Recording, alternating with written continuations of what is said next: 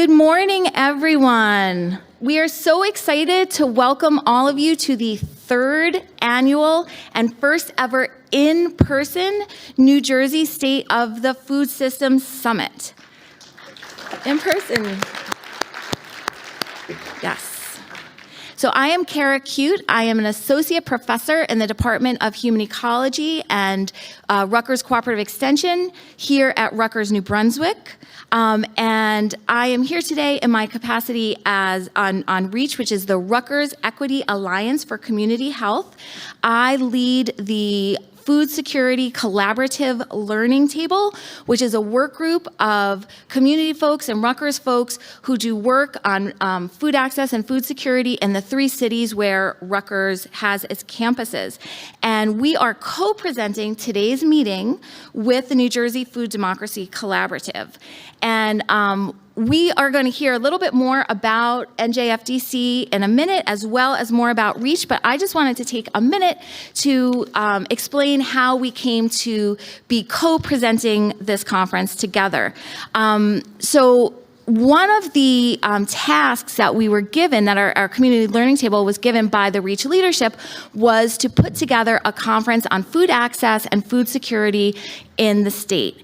And when I heard that, I was really excited because I could very easily imagine what that would look like. I could imagine what the topics would be, who some of the speakers would be. I could picture it so clearly. It was almost as if I had already attended the conference. And then I realized that I had already attended the conference because I've been to the prior 2 State of the Food System summits. So we decided, rather than reinvent the wheel, and certainly we did not want to have a competing conference with NJFDC because we knew how that would go, because they have done such a great job already. We decided to join forces, and so we're really thrilled to be co-presenting with them today. And of course, there were a lot of people involved in making today happen. So I just want to quickly thank just some of the people at this point who really worked so hard to pull this conference together. So I'd like to call out the REACH Collaborative Learning Table first, and if you would just stand when I call your name. Jennifer Apostle, Tobias Fox. I'm just going to go through them. We can save our applause at the end because there's a lot of people. So Tobias Fox, who is not here, but hopefully he's online. He's overseas right now. Oz Olzap, Angelica Polizzi, Pamela Roth-Plas-Puglia, Daniel Tomei, Jonathan Wetstein. I don't see people standing. Jonathan, well, you can stand and sit, but I didn't see, Daniel wasn't standing. Okay. And then the NJFDC Network Facilitation Team, Marissa Barron, Renata Blumberg, Kelly Day, Karen Moskowitz, Alicia Newcomb, Yvette Ng, Emilio Panache, and Nicole Vaughn. So if we can just give them all a huge round of applause. Thank you so much for all of your work. All right. And we just want to give a very extra special thanks to Kelly Day and an extra special thanks to Angelica Pizzoli because they both did so much work in preparing for today. We are thrilled to be presenting this in a hybrid format today. And we thank and welcome all of our guests who are on Zoom, and we thank the Rutgers team for helping get us on Zoom, led by Timothy O'Neill. And we want to say that we have just a great mix of attendees and a lot of varied interests from our attendees, and we hope that you will see that reflected in the program today. Across our online attendees and in person, we know that we have farmers, market managers, food businesses, community nonprofits, folks from the emergency food sector, healthcare, policymakers, and researchers and academics. And we have many other folks who are here who are stakeholders in our food system because, of course, we are all stakeholders in the New Jersey food system. All right, so with that, I would like to just turn it over to Jeanine. Hello, good morning. How's everybody doing? Good, great. Nice to see everybody. Thanks for coming out on this cold Friday morning. We're so grateful to be together with you here today. And hello also to, I don't know where to look, to everyone on Zoom. Thanks for joining. We have about equal or more folks joining us on Zoom to the amazing number of people that are here in the room today. So thank you all so much for coming out. Big thanks to Cara, Cuite, Denise Rodgers, and Diane Hagerman for the vision to collaborate on this year's summit between REACH and NJFDC. This collaboration made it, like Cara said, made it possible for us to have the first ever in-person full day NJ State of the Food System Summit, and it's free. So that's another awesome bonus. Big thanks also again to Angelica and to Kelly and to the REACH Food Security Collaborative Learning Table members. Huge gratitude and love to the members of the NJFDC Network Facilitation Team, who Cara just named, and there's some former members of the NJFDC Facilitation Team who, if they're not here already, I don't see them yet, but they'll be joining us later. It's a lot of work to be on the FDC Network Facilitation Team, so huge thanks to them for keeping us going these past 3 years. And big thanks to all of the speakers and moderators who've been doing a lot of work to prepare for all the sessions we have today for this jam-packed agenda. And again, thanks to the staff here for putting up with us these last few weeks with all of the planning and preparation for today. Okay, so for those of you who do not know, New Jersey Food Democracy Collaborative began very grassroots in spring 2020 with informal online gatherings of farmers, food business owners, food and health equity advocates, some government officials, researchers, and many others who just felt passionately that we could be doing better here in the Garden State in the areas of equity and ecological health of our food and farming sectors. Those folks who showed up to those first organizing meetings, like you and I here today, they showed up because they understood that how our food is produced and who has access, not just to healthy, fresh foods, but to the resources to produce it and the decisions made about it, is tied to the economic, community, and environmental health, as well as individual health. You care deeply about improving things and are not interested in upholding the status quo if it doesn't support food or climate justice. It's not hyperbole to say that the topic of food touches everything.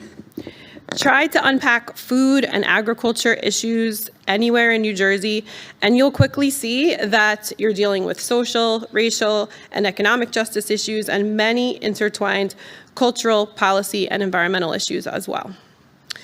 The long history and impact of white male Christian-dominated food and agriculture institutions and policies runs very deep and continues to shape our challenges to this day. Our food environments, where we live, where we work, what's available to us, food deserts, food swamps, our food environments are shaped by local, state, and national systems of power of all kinds, not just food policy per se, but land use and economic policy, development and planning, and so much more. So that's why democratic engagement in decisions about food and farming, the ability of all citizens to have a say in how public programs are doing, is absolutely critical to the health of our food systems. So when we sit down to plan a New Jersey State of the Food System Summit, it can be a bit daunting to say the least. Today's program represents New Jersey Food Democracy Collaborative's priorities, not only this year's priorities, but a progression over the past 3 years since we started, as well as the priorities of the Rutgers Equity Alliance for Community Health, or REACH. Together, in the plenary sessions, we're talking about how federal food and agriculture policy impacts things on the ground here in New Jersey, and also who and what shapes local and state food policy. And what are the priorities that we share across sectors? What are some of the common ground values that we can move forward on?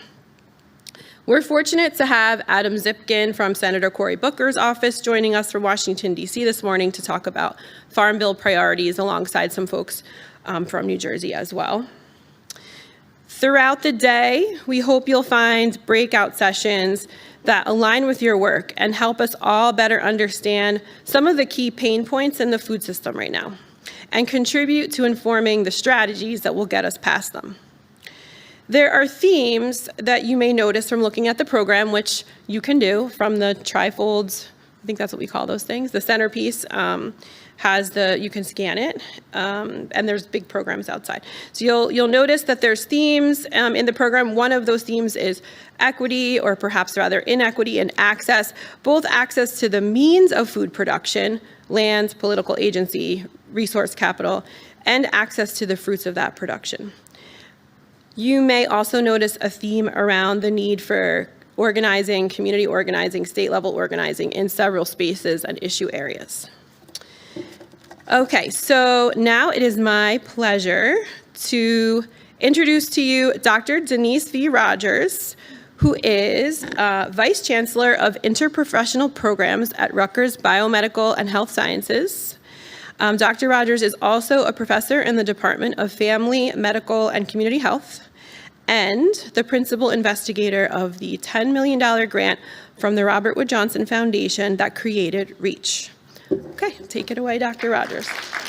Thank you, Jeanine. Oh my God, it's so wonderful to look out here and see all of you. So as you just heard, I'm Denise Rodgers. I have the privilege of being the principal investigator for REACH. I'm a family physician by training, and this is so much in line with what we are trying to achieve in REACH, which is to bring together the expertise of people working day to day in the community on some incredibly important issues with those of us in the academic world who are also working on these issues. And so to see all of you here and ready to engage in some really important conversations is just really thrilling.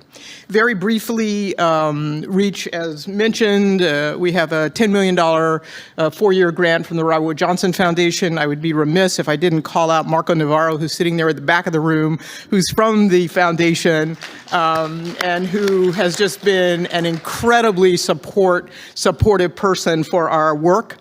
Of the $10 million we plan to give $4 million in grants to those working in academic community partnerships. We focus on 5 social determinants of health: education, employment, food security, housing, population health. And we are focusing our work in 3 cities: Camden, New Brunswick, and Newark, and not hard to figure out why we chose those 3 cities. We do believe and hope that some of the work that we do will be replicable to other parts of the state, but while $10 million at some level sounds like a lot of money, in the grand scheme of things, it's really not that much. No offense, Marco, we're very grateful for it, don't get me wrong. But we had to put some boundaries around what we're doing. So again, one last thing, because I'm the REACH person, I can say this. There are several REACH-related sessions here at the conference. So if you're interested in learning more about what we do, please feel free to come to those. And again, thank you so much for attending this and for the work that you do. Thanks.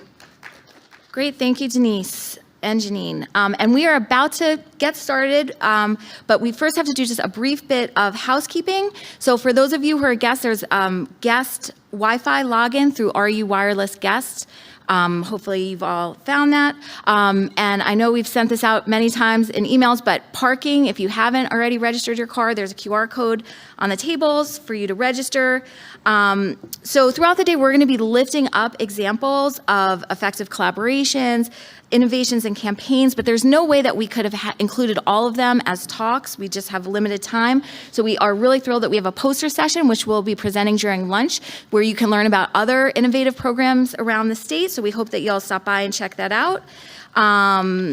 You will have opportunities to attend breakout rooms of your choice. Some of the breakout rooms are here in this room. Some of them are right around the corner in the George H. Cook room. And then there are 2 breakout rooms upstairs on the 2nd floor. The stairs are by the door, the front door of the building where most of you came in.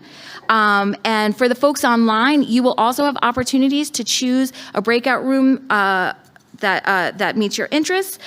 You will not be able to unmute or speak during those, but please use the chat and chime in, because we will have designated Zoom moderators in every single room who will be reading out questions from our Zoom participants. So please do participate. We encourage everyone to use social media to share about today's events. If you do, please tag REACH and NJFDC. And if you're looking for something specific to share out on social media, I will point you to my left and to just say that we are very, very fortunate to have Philip Bakelar, who is the president of the International Forum of Visual Practitioners, and he is doing visual note-taking for the day. And so this would be a great thing for you to put up on social media. And so please be sure to stay for the full day so that we can all see what the outcome of his graphic note-taking is. All right, so thank you so much to all of you for participating, for being here in person and on Zoom. We hope that you have a great day of connection and that we all learn a lot from each other. And so with that, I'm going to turn it over for our first plenary session, which is going to be facilitated by Marissa Barron. Thank you.